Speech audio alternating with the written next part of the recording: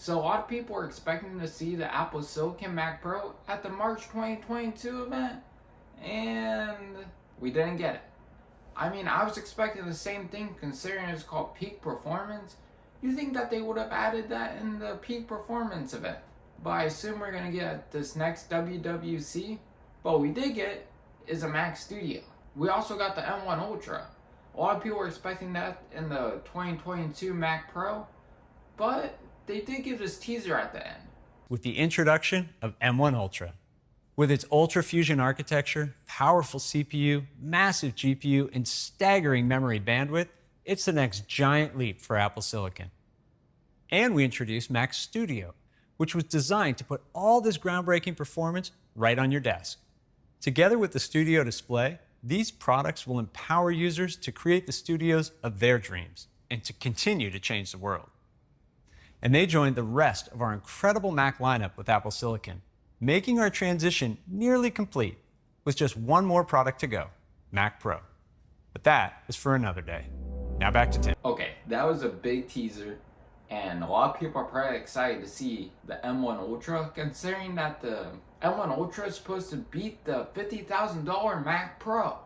Okay, so since we already got the M1 Ultra, what could be going on with the Mac Pro to make it so much better than the Mac Studio?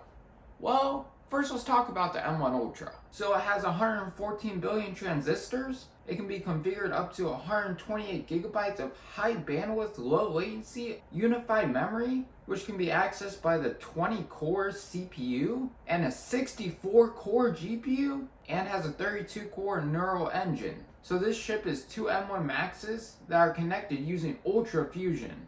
And Apple states that Apple's innovative Ultra Fusion uses a silicon interposer that connects the chips across more than 10,000 signals, providing a massive 2.5 terabytes of low latency interprocessor bandwidth, which is more than 4 times bandwidth of the leading multi-chip interconnect technology. This is what enables M1 Ultra to behave and to be recognized by software as one chip, so developers don't need to rewrite code to take advantage of its performance. And they said there's never been anything like it. They claim that the CPU performance versus power is 90% better than the 16-core PC desktop. Then they also claim the GPU performance versus power uses 200 watts less power and makes it a lot more efficient.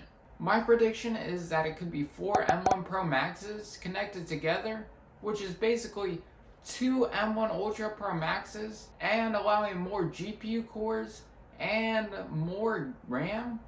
So with those predictions, unless they put the M1 Ultra in the Mac Pro, which would be pointless, because with the form factor of the Mac Pro, you can have a lot more power.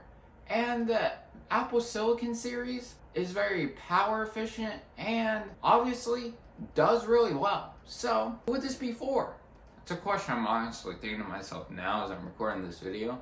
The only thing I can really think of is the filmmakers or anybody who does high-end work that really requires that much load, because the Mac Studio comes in around at $2,000 at the base model, and you get the M1 Pro Max with a 0.5 terabyte SSD, 32 gigabytes of RAM.